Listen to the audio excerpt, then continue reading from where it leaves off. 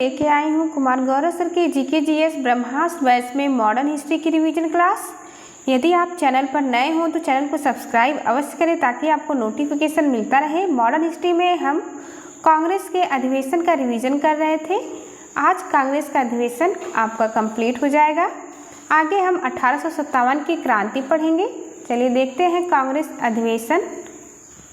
First Congress का अधिवेशन हुआ था 1885 ईस्वी में, बॉम्बे में हुआ था, बेहद ही इम्पॉर्टेंट है, जिसके अध्यक्ष व्योमेश चंद्र बनर्जी थे और इसमें कुल 72 सदस्य ने भाग लिया था, यानी कि कुल 72 सदस्य उपस्थित थे कांग्रेस के प्रथम अधिवेशन में, जो कि बॉम्बे में हुआ था। सेकेंड कांग्रेस का अधिवेशन 1886 में हुआ, यह कलकत्ता में हुआ था, जिसके अध्यक्ष बने थे दादा भाई नौरोजी।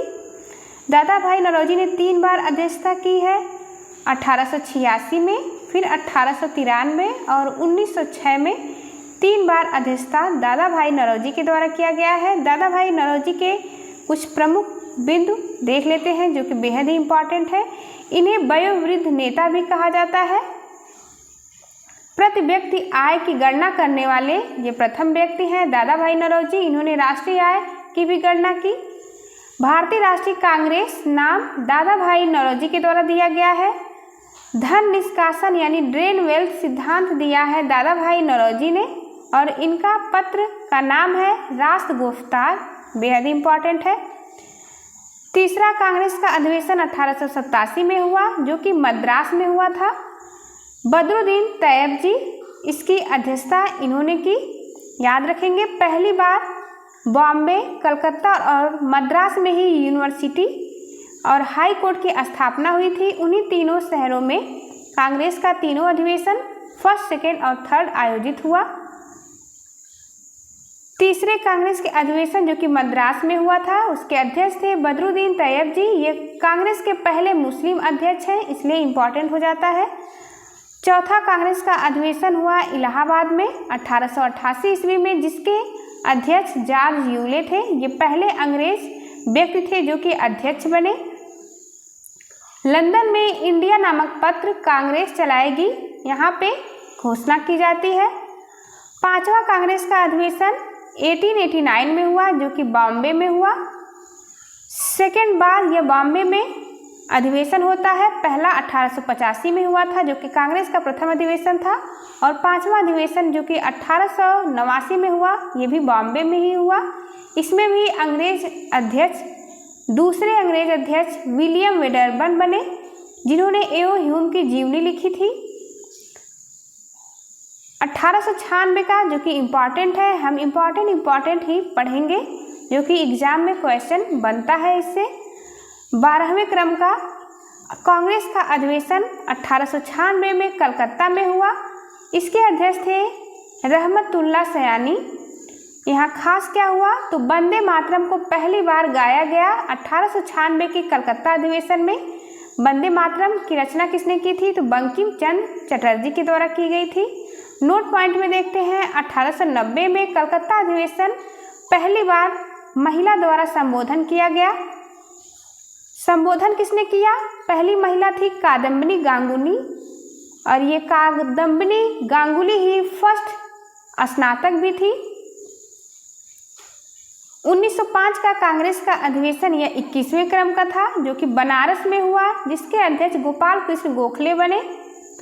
स्वदेशी आंदोलन के लिए अनुमति प्रदान की गई, जो कि बंगाल विभाजन के विरोध में था, और बंगाल विभाजन का विरोध भी किया गया 1905 के बनारस के अधिवेशन में, जिसकी अध्यक्षता गोपाल कृष्ण गोखले ने की। कांग्रेस का अधिवेशन 1906 का कलकत्ता में हुआ, जिसके अध्यक्ष थे दादा भाई नौरोजी।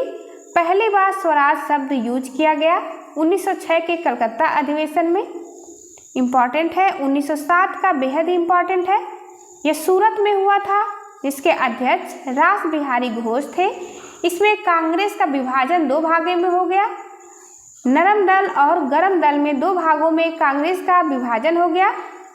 नरम दल के नेता थे गोपाल कृष्ण गोखले, फिरोज शाह मेहता और दादा भाई नौरोजी। गरम दल में थे लाला लाजपत राय, यानी लाल बाल पाल से आप याद रख सकते हैं शॉर्ट फॉर्म में, और अरविंद घोष, ये गरम दल के नेता थे।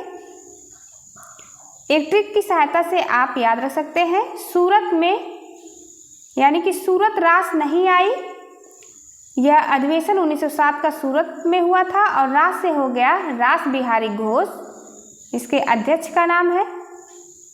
1911 का अधिवेशन कलकत्ता में हुआ, विशन नारायण धर इसके अध्यक्ष रहे। जनगण मन को पहली बार गाया गया था 1911 के कांग्रेस अधिवेशन में। 1916 का कांग्रेस अधिवेशन लखनऊ में हुआ, जिसके अध्यक्ष अंबिकाचरण मजमूदार थे। इसमें कांग्रेस के दोनों दलों का विलय हो गया, यानी नरम दल और गरम दल का विलय हो गया, जो कि 1907 में अलग हुए थे। कांग्रेस और मुस्लिम लीग के बीच लखनऊ पैक्ट हुआ। तिलक ने इसमें कहा कि स्वराज मेरा जन्मसिद्ध अधिकार है और इसे मैं लेकर रहूंगा, यह बोला था 1916 के अधिवेशन में तिलक ने। 1917 का अधिवेशन कलकत्ता में हुआ, जिसकी अध्यक्ष थी एनी बेसेंट। कांग्रेस की पहली महिला अध्यक्ष रही एनी बेसेंट, यह आयरलैंड की निवासी थी। होम रूल लीग मूवमेंट ये स्टार्ट किया था एनी बेसेंट और तिलक ने। इनकी पत्रिका का नाम है कॉमनवेल्थ और न्यू इंडिया। एनी बेसेंट की 2 पत्रिका बेहद इंपॉर्टेंट है। 1920 का अधिवेशन यूपीएससी में पूछा गया क्वेश्चन है, नागपुर में हुआ, जिसके अध्यक्ष थे वी राघवाचार्य। देशी रियासत के प्रति नीति आई और असहयोग आंदोलन के लिए अनुमति प्रदान की गई। 1924 का बेहद ही खास है, बेलगांव का अधिवेशन, जिसके अध्यक्ष महात्मा गांधी रहे। यह केवल एक बार अध्यक्ष बने। बेलगांव ये कर्नाटक में स्थित है, जिसकी अध्यक्षता महात्मा गांधी ने की। 1925 का अधिवेशन होता है कानपुर में, जिसकी अध्यक्ष थी सरोजनी नायडू। यह कांग्रेस की पहली भारतीय महिला अध्यक्ष थी, याद रखेंगे। यदि कांग्रेस की पहली महिला अध्यक्ष पूछा जाएगा तो एनी बेसेंट, और यदि पूछा जाता है कि कांग्रेस की पहली भारतीय महिला अध्यक्ष कौन थी तो सरोजनी नायडू थी।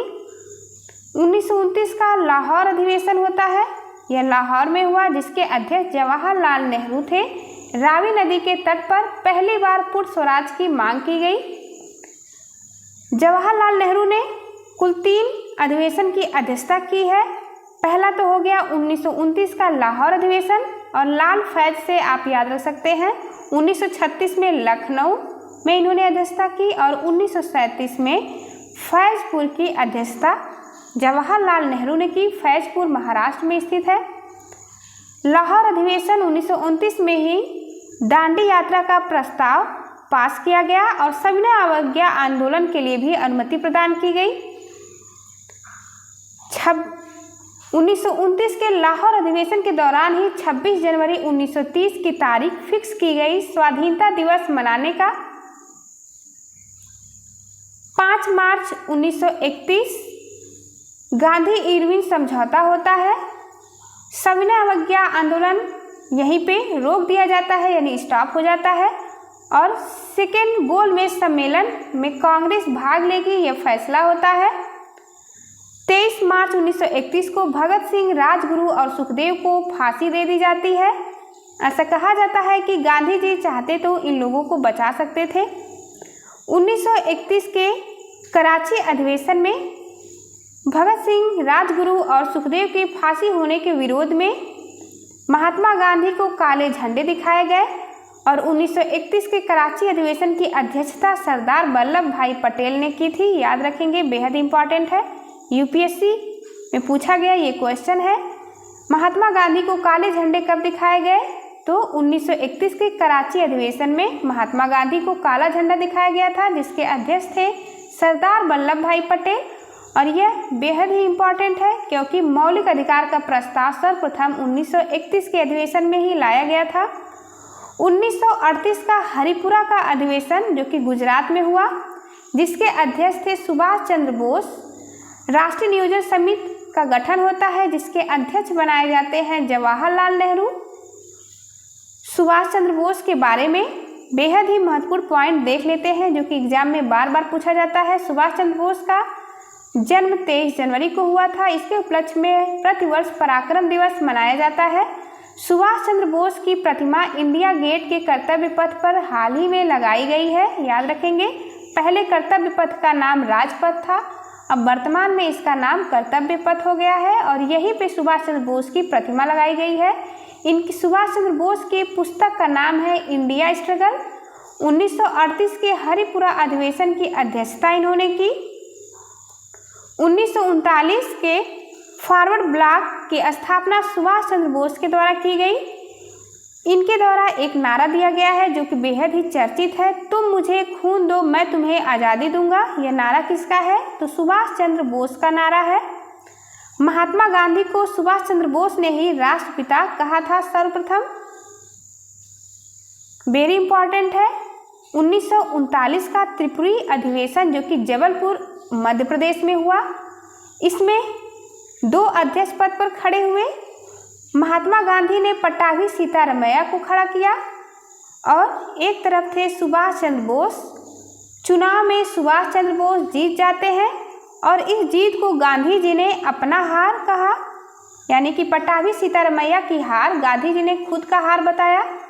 बाद में सुभाष चंद्र बोस ने इस पद से इस्तीफा दे दिया और अध्यक्ष बने डॉक्टर राजेंद्र प्रसाद। 1940 का रामगढ़ का अधिवेशन बेहद ही इम्पॉर्टेंट है। मौलाना अबुल कलाम आज़ाद इसके अध्यक्ष बनते हैं 1940 में। रामगढ़ जो कि झारखंड में था।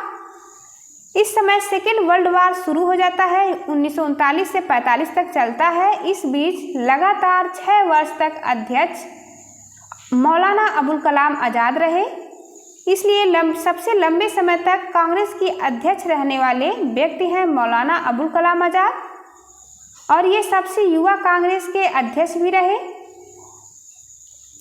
1946 में फिर हुआ कांग्रेस का अधिवेशन, यानी 40 से लेकर के 45 तक मौलाना अबुल कलाम आज़ाद रहे। फिर 1946 में मेरठ में होता है कांग्रेस का अधिवेशन उत्तर प्रदेश में। इसके अध्यक्ष बने जेबी कृपलानी और यही 15 अगस्त 1947 को स्वतंत्रता के समय भी अध्यक्ष पद पर बने रहते हैं। 1948 में जयपुर में हुआ कांग्रेस का अधिवेशन जिसके अध्यक्ष थे पट्टाभी सीतारमैया। स्वतंत्रता के बाद ये पहला अधिवेशन हुआ। अब देख लेते हैं बेहद ही इम्पोर्टेंट भारत से प्रकाशित समाचार पत्र बंगाल गजट, यह पहली पत्रिका थी इसलिए बेहद ही इम्पोर्टेंट है।